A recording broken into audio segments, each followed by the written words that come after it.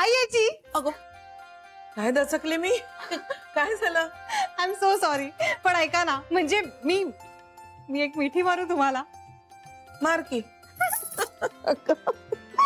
सहज मारली असतेस तरी चाललं असतं काय झालं आईजी श्री बाबांशी बोलला काय नाही एक मिनिट म्हणजे हा बाबा आईना आणि मोठ्या आईना एक पत्ता विचारत होते आणि त्या दोघी तो पत्ता सांगताना सुपर गोळ घालत होत्या तेव्हा श्रीने पत्ता सांगितला काय सांगतेस हो आणि त्यांना हे सुद्धा म्हणाला की बसने आणि रिक्षाने फिरण्यापेक्षा आपल्या घरची गाडी घेऊन जा चला विघ्नेश्वरच पावला म्हणायचा पण आईजी बघितलत ना आतापर्यंत मी त्याला सांगत होते की अरे बाबांशी नीट वाग तर त्यांच्याकडे बघायलाही तयार नव्हता आणि मग जेव्हा मी म्हणाले की आता मी तुमच्या दोघांमध्ये पडणारच नाहीये तेव्हा अगदी मला हवं तसं वागतोय विरुद्ध स्टेज आठवतंय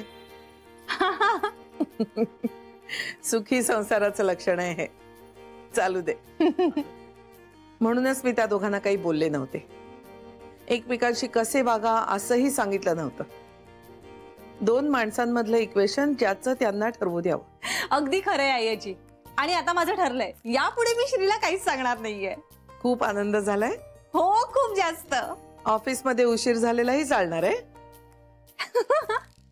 नाही मी विसरूनच गेले होते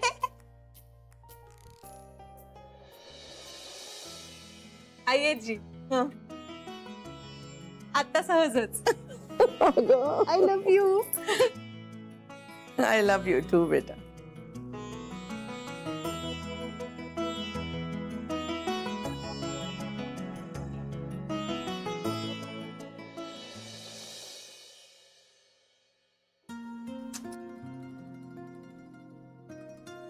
श्री ऐक ना काय श्री ऐक ना अगं काम करतोय जान्हवी मी एक काय रे एक दिवस घरी लवकर आलास की घरी जास्त काम करत बसतोस अगं तू बोल ना ऐकतोय मी गीता आणि मनीष तर जमलंय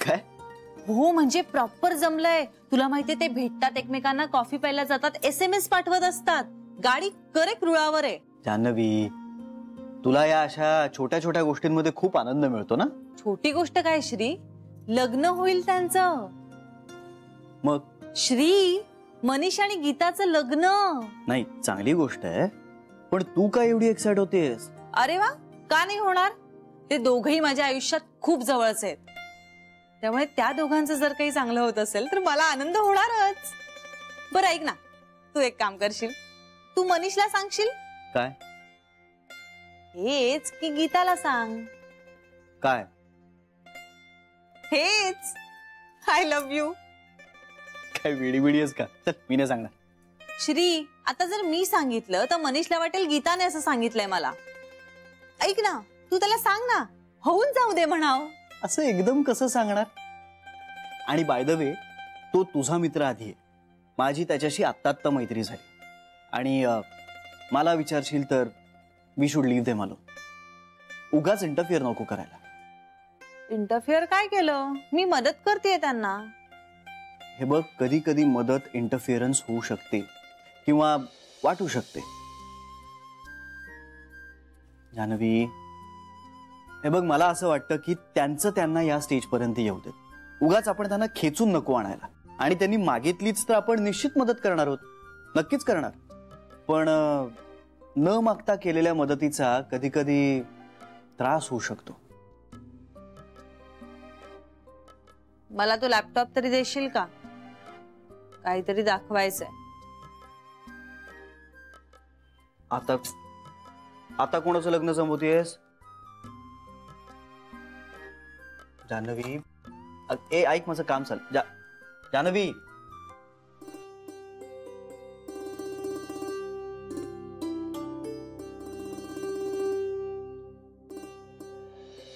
पण वंश तुमचं काहीच चुकीचं नाही खरं आहे ते पण वहिनी मला गिल्टी फील होतंय ना हा म्हणजे माझं मन खातंय ना कशासाठी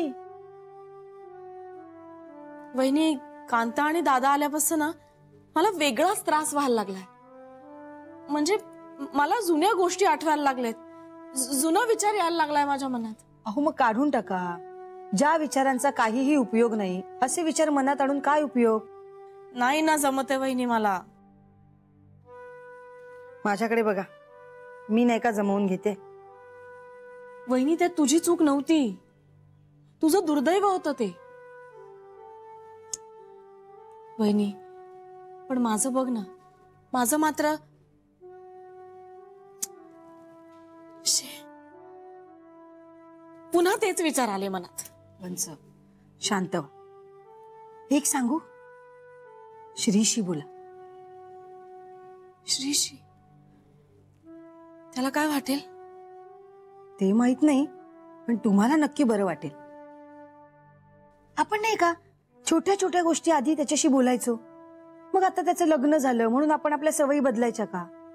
कशासाठी? एकमेकींशी बोलून जेवढा आधार वाटत नाही ना, तेवढा श्रीशी वाटतो. तुम्ही श्रीशी बोला. थँक्यू वहिनी, बोलेन मी श्रीशी.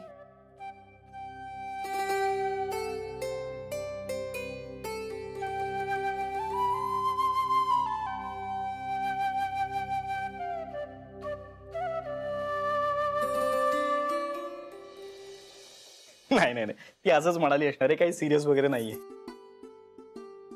असं काही नाही, त्या सिरियसच होत्या. ए हा बघ, हा कसा आहे? हा हा जानवी, हा बुटका आहे. एक मिनिट. अगं हा बुटका आहे किती. हे बघ जानवी, तिला सिरियसली लग्न करायचं असतं ना तर एव्हाना झालं असतं. आई आजीने सुद्धा खूप प्रयत्न केलेत.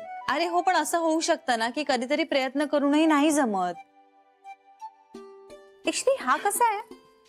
हा वाला? अरे हा कसा आहे, लठ्ठ आहे किती हा माणूस. आता प्रत्येक मुलात जर दोष काढत राहिलास तर कसं चालेल? हे मी नाही म्हणते, ही सरू मावशीची मतं सांगतोय मी तुला. ही सगळी स्थळं जेव्हा तू सरू मावशीला दाखवशील ना, तेव्हा तीही हेच म्हणेल. ती काही सिरियसली वगैरे म्हणत नव्हती, ती असंच सांगत होती तुला. श्री, त्यांना मनापासून लग्न करायचंय रे. जाऊ दे ना, तुला नसेल मदत करायची तर नको करूस. मी बघते माझं माझं. नंतर क्रेडिट घ्यायला येऊ नकोस. पण तुझा हा आशावाद मात्र सॉलिड आहे. तुझ्याशी ना काही बोलण्यातच अर्थ नाहीये. राहू दे, मी माझं बघीन. हे घे. थँक्यू. तसंही मला लॅपटॉप परत हवा होता. आणि thank you for not helping me. असू दे ना, माझं मी बघीन. नाहीतर मी आई आजींना विचारेन. श्री, तू हसू नकोस हा. सरू मावशींच्या बाबतीत मी जाम सिरियस आहे. सरू मावशी जेवढी सिरियस नसेल ना, तेवढी सिरियस तू आहेस. श्री, मला का नाही कधी सिरियसली घेत? दरवेळी मस्करी करत होतीस माझी. मी तुला सांगते ना महत्वाचं.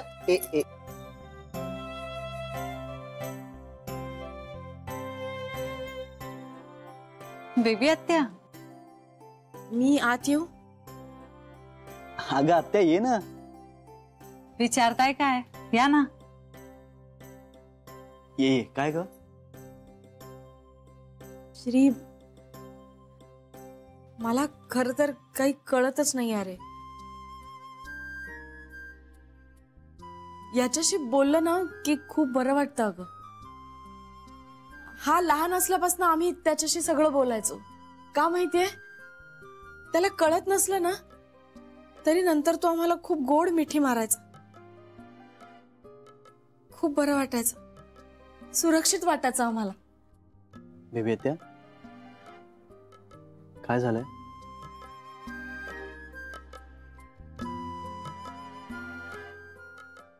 माझं एक काम आहे आई आजींकडे, मी पटकन जाऊन येते.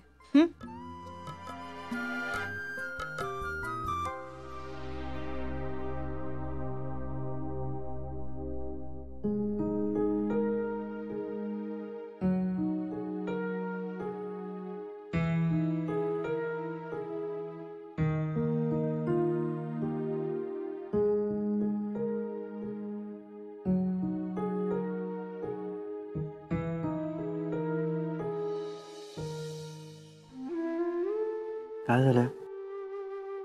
तू ये, बस बस.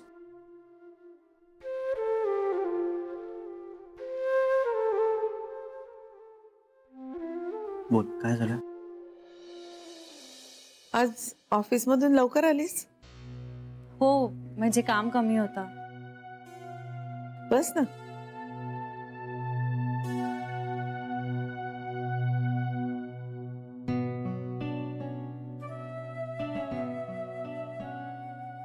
तुला काहीतरी बोलायचंय. भीती वाटते तुमची. आई आजी, खरंच भीती वाटते. तुम्हाला सगळंच कळतं. नाही ग, कशाबद्दल बोलायचं ते नाही कळलं. एक विचारायचं होतं. म्हणजे माझं विचारणं कदाचित चुकीचं वाटेल तुम्हाला. एकमेकींविषयी असं वाटण्याच्या पलीकडे गेलो होता पण, नाही का? आई आजी, बेबी आत्यांचं काय झालंय नक्की? म्हणजे नाही म्हणजे त्यांचं लग्न. ही एकच गोष्ट अशी आहे जिथं माझं काही चुकलं का असं नाही मला वाटत. बेबी पहिल्यापासूनच लागवी होती. माणसं हवी असायची तिला सतत. खूप लाडात वाढली. एक रमाकांत सोडला तर माझ्या कुठल्याच मुलांनी गरिबी हलाखीची स्थिती अशी पाहिली नाही. बेबी वाढत होती तेव्हा एकूण सुबत्ताच होती. मग कॉलेजमध्ये असताना बेबी देवेंद्रच्या प्रेमात पडली. मुलगा चांगला होता. कविता करायचा, लिहायचा, हुशार होता, वागा बोलायला नीट होता. पण आर्थिक परिस्थितीत मात्र बऱ्यापैकी फरक होता. पण म्हणजे तुमचा विरोध होता का लग्नाला? नाही ग, विरोध असा नव्हता.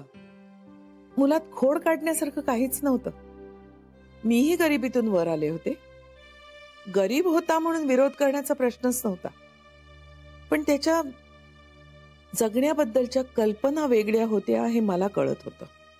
साहित्य, लेखन, कविता यातच त्याला आयुष्य काढायचं होतं. घसघशीत पगाराची नोकरी करण्याचा विचारही नव्हता त्याचा, निदान तेव्हा तरी. अशा संसारात बेबी कशी राहील ही शंका होतीच मनात माझ्या. तरीही बेबीनी लग्न केलं. पण म्हणजे बेबी आत्या लग्नाच्या वेळी कन्व्हिन्स्ड होत्या ना? अतिशय. तिच्या मते तो खूप मोठा होऊन पैसे कमावणार होता, तिच्यासाठी घर घेणार होता. मी तिला सांगत होते, या भ्रामक कल्पनांमध्ये राहू नकोस.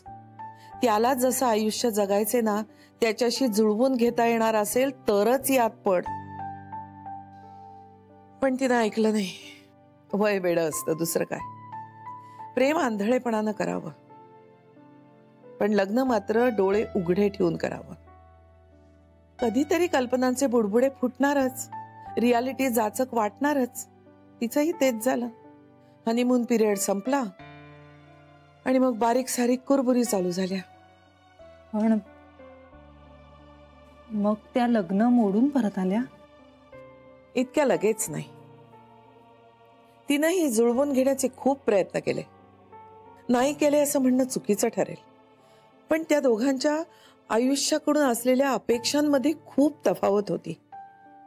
भांडणं वाढायला लागली तशी बेबी सारखी माहेरी यायला लागली. चाळीमधल्या 2 खोल्या जाचायला लागल्या. हौस मौस बाजूला ठेवणं त्रासदायक वाटायला लागलं. आधी मी तिला लग्न करू नको म्हणून समजावत होते, आता लग्न मोडू नको म्हणून समजावायला लागले. मग व्हायचं तेच झालं.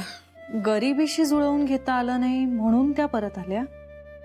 तसं असतं तर मी बेबीला घरात घेतलंच नसतं. संसार मोडण्याचं गरिबी हे कारण असूच शकत नाही. माणूस, त्याची वृत्ती हे महत्वाचं. पैसा काय येतो आणि जातो ग. बेबी कितीही भांडली त्याच्याशी तरी तिचा त्याच्यावर जीव होता. रडत खडत कुरकुर करत संसार चालूही राहिला असता जर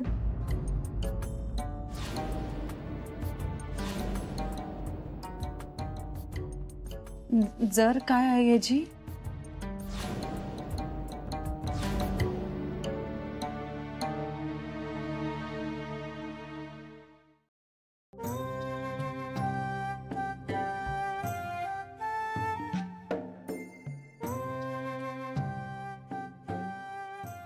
बेबी आत्या, खूप वर्षांनंतर ही माणसं आपल्या डोळ्यासमोर आली आहेत, त्यामुळे हे सगळं आठवणं साहजिक आहे. आणि या सगळ्यामुळे तू डिस्टर्ब होणं खूप नॅचरल आहे. फक्त तेवढंच नाही आहे श्री. म्हणजे श्री श्री कांता आणि दादा आल्यापासून ना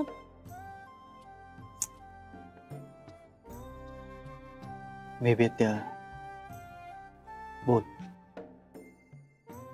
मला ना राग येतोय सगळ्यांचा.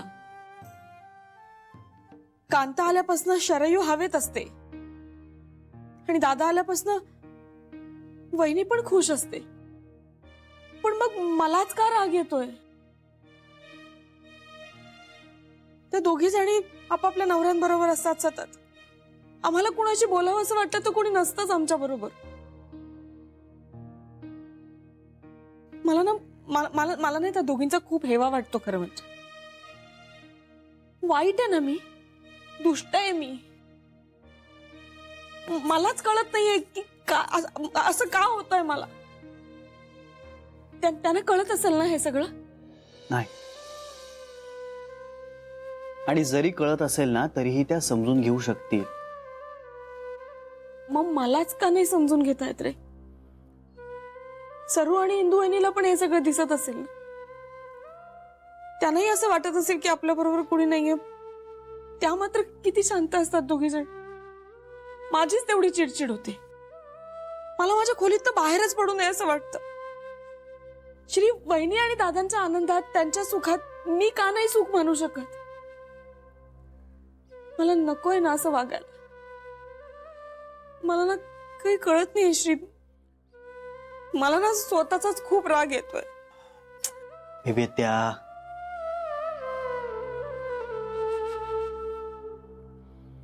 शांत हो,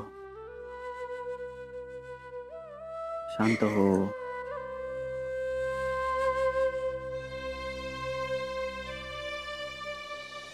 आईची जर काय बेबीच्या लग्नाला 1.5-2 वर्ष झाली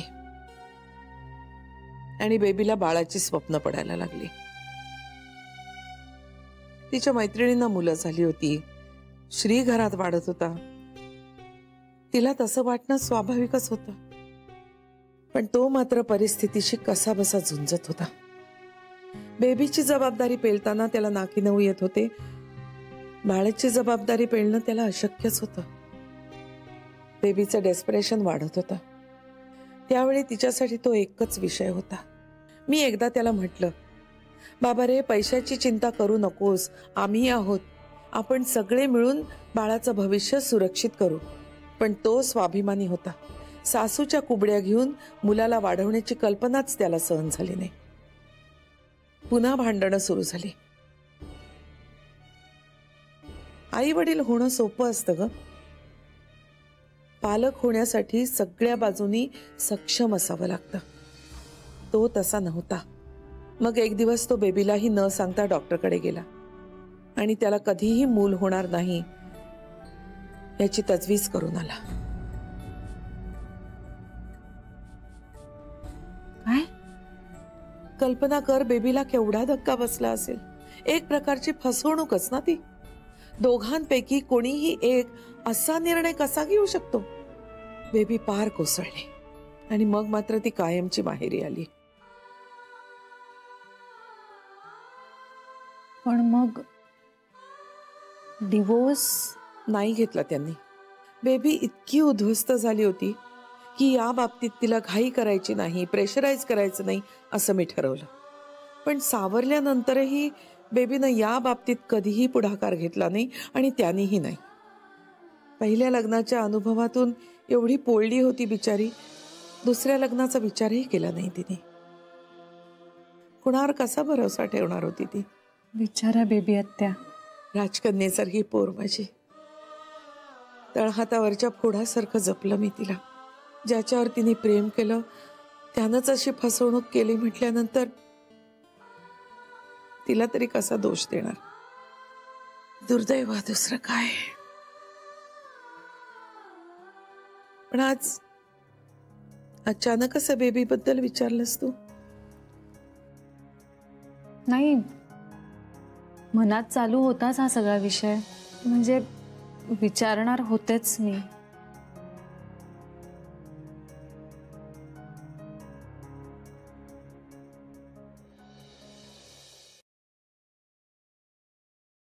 भीती वाटते मला श्री, स्वतःचीच भीती वाटते मला. मला कळतंय की मी विचित्र वागतेय, पण मला समजूनच घ्यावंसं वाटत नाही रे. अन्याय आपल्यावरच झाला आणि आपणच समजून घ्यायचं, याचा राग येतोय मला. आणि मग हा राग तुम्हा सगळ्यांवर निघतोय. असं का होतंय श्री? बेबी आत्या, काम डाऊन, शांत हो. तुला पाणी देऊ?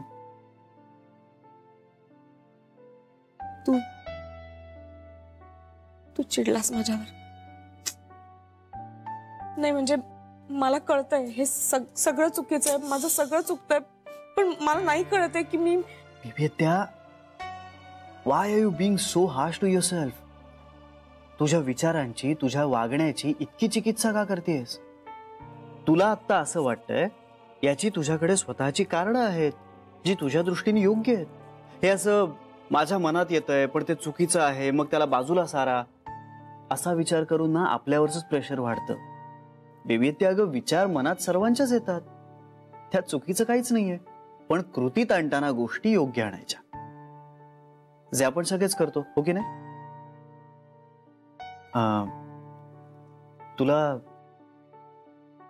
तुला एक गोष्ट विचारू? तुला त्यांना भेटावंसं वाटतंय?